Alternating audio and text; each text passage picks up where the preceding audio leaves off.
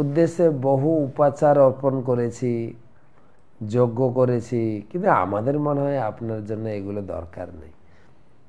ঠিক যেভাবে আপনি কৃপা করে নাভি মহারাজের সামনে আবির্ভূত হয়েছেন, আমাদের সামনে আবির্ভূত হয়েছেন, সেটা আমাদের পূজার ফলে না, আপনি অহেতুকি কৃপা করে আপনি এসেছেন। তাৎপর্য, শিল রূপ গোস্বামী বলেছেন যে কাউকে যদি নানা প্রকার খাদ্যদ্রব্য নিবেদন করা হয়, কিন্তু তার যদি ক্ষুধা না থাকে, তার সেই নিবেদনের কোনো মূল্য নেই। অর্থাৎ আমরা আপনাকে এত উপাচার নিবেদন করেছি, এগুলো কেবল আপনার জন্য নয়, এটা আমাদের কর্তব্যবোধে করেছি। কিন্তু আপনাকে বড় বড় যজ্ঞে ভগবানের সন্তুষ্টি বিধানের জন্য বহু সামগ্রী একত্র করা হয়, কিন্তু যদি ভগবানের প্রতি ভক্তি, আসক্তি অথবা প্রীতি না থাকলে, তাহলে সেই সমস্ত নিষ্ফল।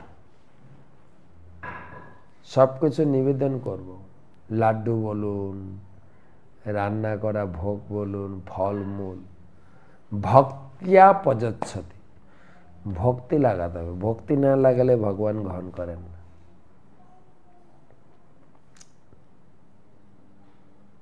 যদি ভগবানের প্রতি ভক্তি, আসক্তি অথবা প্রীতি না থাকে, তাহলে সেই সমস্ত নিষ্প্রয়োজন, নিষ্ফল। ভগবান পূর্ণ, আমাদের কাছ থেকে তার কোনো কিছু গ্রহণ করার প্রয়োজনই নেই। তিনি আত্মারাম, তিনি পূর্ণ। আমরা কি দিতে পারি তাকে?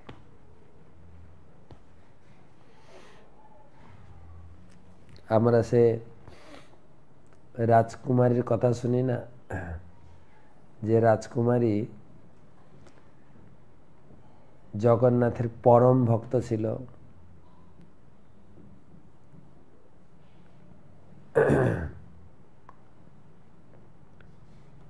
জগন্নাথের পান্ডারা তারা বিভিন্ন যজমানের বাড়িতে যান এবং দক্ষিণা সংগ্রহ করেন। তো একবার এক পান্ডা দক্ষিণ ভারতে গেছেন, এক রাজার বাড়িতে। তো ওখানে গিয়ে তিনি জগন্নাথের অনেক কথা বলেছেন। কথা বলে তিনি দক্ষিণা নিয়ে ফিরছেন।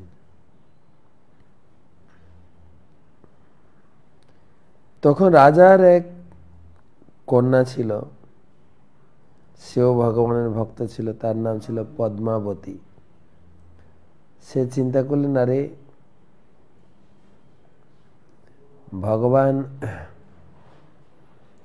ভগবানকে আমিও কিছু উপহার দেব। তো তিনি কি করেছেন, ওই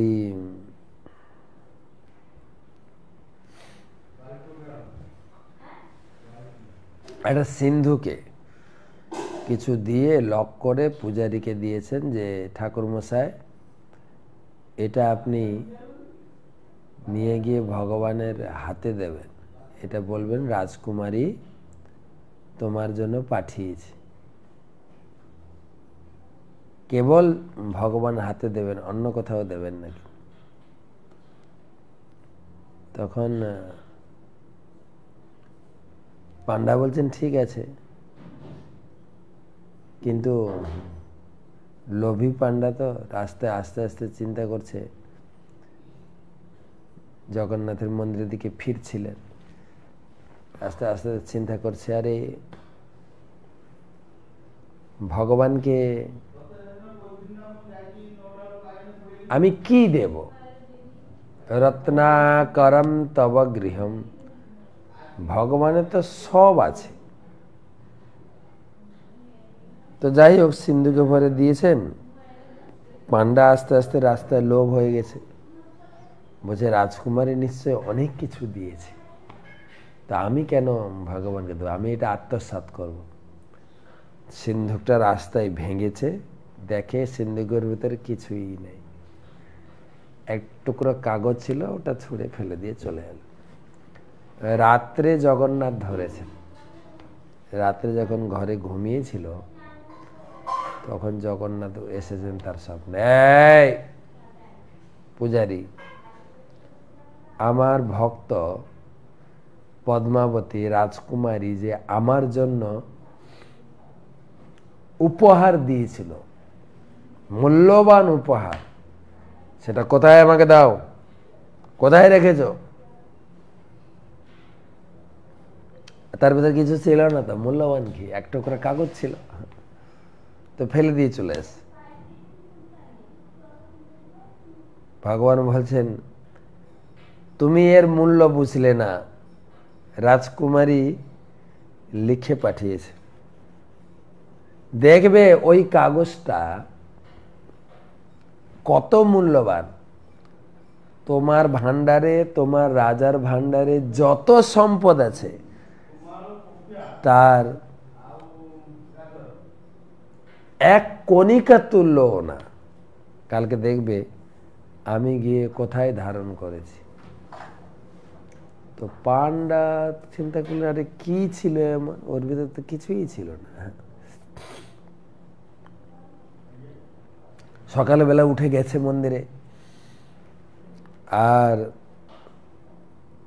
জগন্নাথের পূজারী তো ওখানে প্রচুর পূজারী, বলছে 60,000 ফ্যামিলি রয়েছে আশেপাশে জগন্নাথের সেবা। তো বিভিন্ন রকম সেবা, কেউ মন্দিরে আরতি করেন, কেউ ভোগ নিবেদন করেন, কেউ ভোগ রান্না করেন, কেউ ভোগ বয়ে নিয়ে যান, কেউ ভোগ হওয়ার পরে প্রসাদ বাইরে বের করেন। এত সেবা হয়ে গেছে, মানে এত ব্রাহ্মণ হয়ে গেছে, সেবা ছোট ছোট করে ভাগ করে। কেউ গিয়ে শুধু দরজার কড়ার তালাটা খুলে দেবে, তারপরে পূজারি ঢুকবে। তোর ওই দিন সেবা ছিল না। জগন্নাথ স্বপ্নাদেশে এসে বলে গেছে, তোমার ফেলে দেওয়া কাগজটা আমি কোথায় ধারণ করেছি।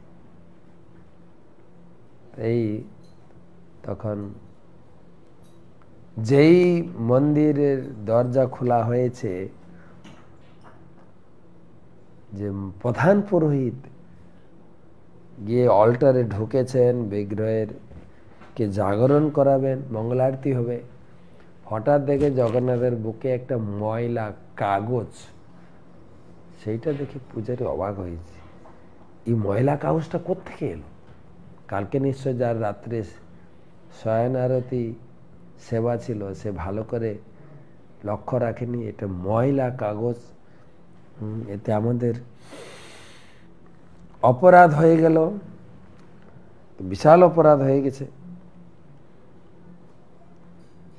জগন্নাথ সে তিনি নিজেকে গিল্টি, অপরাধী মনে করে ভগবানের চরণে প্রণাম করছেন বারবার, আর নিরম্ব উপবাস করার ব্রত গ্রহণ করলেন।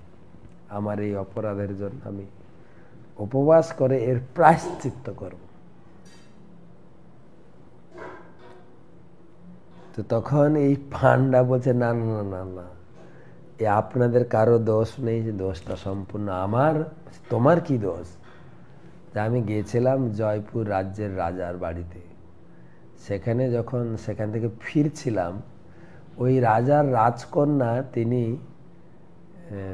আমাকে ভগবান জগন্নাথের জন্য প্রীতি উপহার সিন্ধুকে ভরে দিলেন।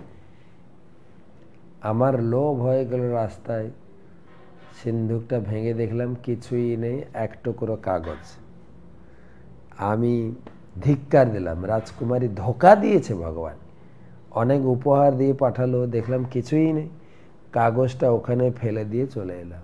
ওই কাগজটা দেখছে এখানে জগন্নাথের বক্ষে। রাত্রে ভগবান জগন্নাথ আমার স্বপ্নে এসে বলছেন, জানো তুমি ওই কাগজটার মূল্য রাজার ভান্ডারে যা সম্পদ রয়েছে এক কণার সমতুল্য না। প্রধান পুরোহিত অবাক হয়ে গেলেন, সেই কাগজ কি আছে কাগজের মধ্যে? কাগজটা নিয়ে দেখলেন একটা শ্লোক লেখা আছে। রাজকুমারী শ্লোক লিখেছেন যে রত্নাকরম তব গৃহম গৃহিণী চ পদ্যা।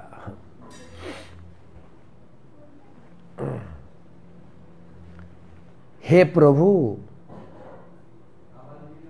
আপনাকে কিছু উপহার দেওয়ার ইচ্ছা হলো, কি দিই? রত্নাকরক তব গৃহ, তোমাকে কিছু সোনা দানা বা রত্ন উপহার দেব, কিন্তু তুমি তো রত্নের উপরে শুয়ে থাকো। সমুদ্রকে বলে রত্নাকর, কেননা ওখান থেকে রত্ন আসে। তুমি তো রত্নের উপরে শুয়েই থাকো, তোমাকে কি রত্ন দেব? আর টাকা পয়সা দেবো তোমাকে, টাকা পয়সার মালকিন হচ্ছে তোমার স্ত্রী লক্ষ্মী দেবী।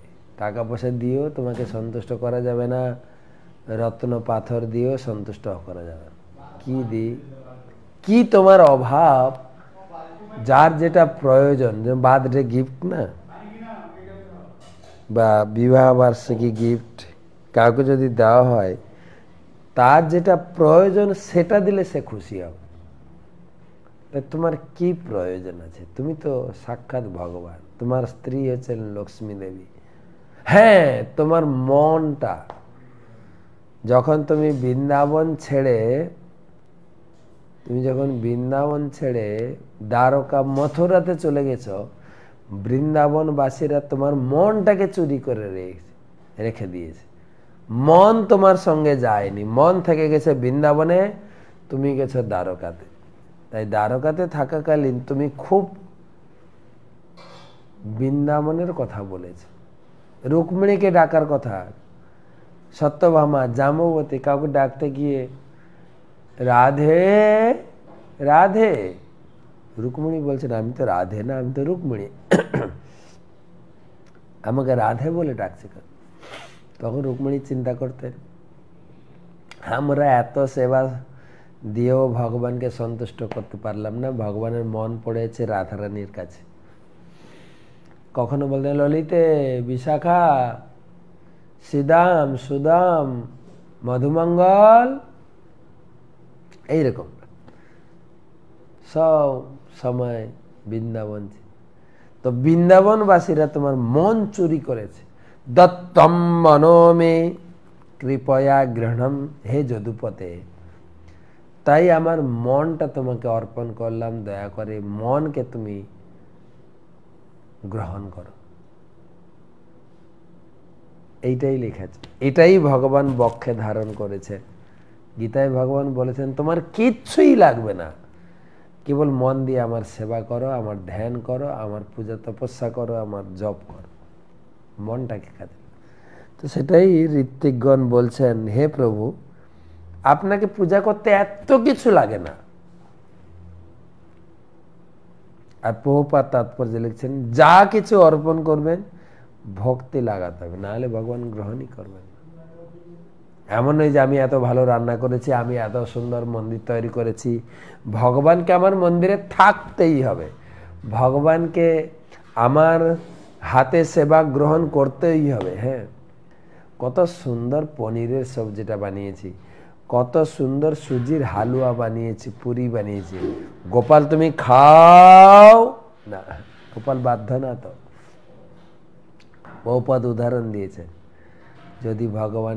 যদি কারো খিদা না লাগে, তুমি যত স্বাদিষ্ট রান্না করো, কিন্তু যখন খিদা লাগে যা দেবে অমৃতের মতো খাবে। কত সুন্দর উদাহরণ দিয়েছে।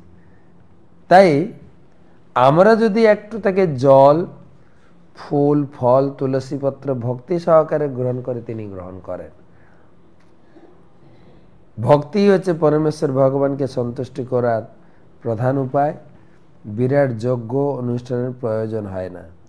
পুরোহিতেরা এই মনে করে অনুশোচনা করেছিলেন যে তারা ভক্তির পথ অবলম্বন করেননি, তার ফলে তাদের যজ্ঞ অনুষ্ঠান ভগবানের প্রসন্নতা বিধান করেনি। 8 নম্বর শ্লোক, আত্মন এবানুশবনমঞ্চ সাব্যতিরেকেণ बभूयमाना शेष पुरुषार्थ स्वरूपस्य किंतु नाथा शेष आशा नानामेतद भी संराधन मात्रं भवितुमर्हति। अनुवाद, তাদের মধ্যে সমস্ত পুরুষার্থ আপনার মধ্যে সমস্ত পুরুষার্থ সাক্ষাৎ ভাবে স্বতঃসিদ্ধ রূপে অপ্রতিহত গতিতে এবং প্রচুর ভাবে প্রতিক্ষণে উৎপন্ন হচ্ছে। সেই অশেষ পুরুষার্থ রূপ আনন্দই আপনার স্বরূপ। কিন্তু হে ভগবান, আমরা নিরন্তর জড় সুখ ভোগের বাসনা করছি। এই সমস্ত যজ্ঞের আপনার প্রয়োজন নেই, কিন্তু আপনার আশীর্বাদে যাতে আমাদের জড় সুখ ভোগ হয় সেই জন্যেই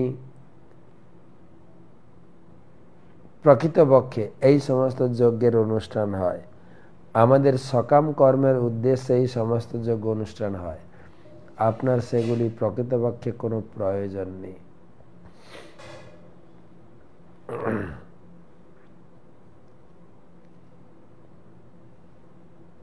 আপনি সাক্ষাৎ আত্মারাম। আমরা চেষ্টা করছি আপনার সেবায়, কিন্তু আমাদের প্রচেষ্টাই আপনার সেবার যথেষ্ট নয়। আপনি কৃপা করে আমাদের সামনে আবির্ভূত হয়েছে। পরমেশ্বর ভগবান স্বয়ং সম্পূর্ণ, তার বড় বড় যজ্ঞের প্রয়োজন নেই।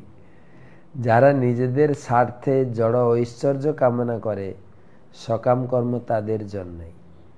যজ্ঞার্থাৎ কর্মনত্র লোকয়ম কর্মবন্ধন। আমরা যদি ভগবানের সন্তুষ্ট বিধানের জন্য কর্ম না করি তাহলে আমাদের মায়ার দাসত্ব করতে হবে। আমরা কোটি কোটি টাকা খরচ করে বিশাল মন্দির নির্মাণ করতে পারি, কিন্তু ভগবানের এই প্রকার মন্দিরের আবশ্যকতা নেই। ভগবানের আবাসস্থল স্বরূপ লক্ষ লক্ষ মন্দির রয়েছে। আমাদের প্রচেষ্টার কোনো প্রয়োজন নেই, ঐশ্বর্যময় কার্যকলাপের কোনো প্রয়োজন নেই। এই সমস্ত কার্যকলাপে আমাদের নিজেদের লাভের জন্যই অনুষ্ঠিত হয়ে থাকে। আমরা যদি আমাদের অর্থ দিয়ে এই বিশাল মন্দির তৈরি করি তাহলে আমরা আমাদের কর্মফলের বন্ধন থেকে মুক্ত হতে পারব। এটি আমাদের লাভের জন্য। অধিকন্তু আমরা যদি ভগবানের জন্য সুন্দর মন্দির তৈরি করার চেষ্টা করি তাহলে তিনি প্রসন্ন হন, আমাদের আশীর্বাদ করবেন। মূল কথা হচ্ছে এই প্রকার বিশাল আয়োজন ভগবানের জন্য নয়, আমাদের জন্য।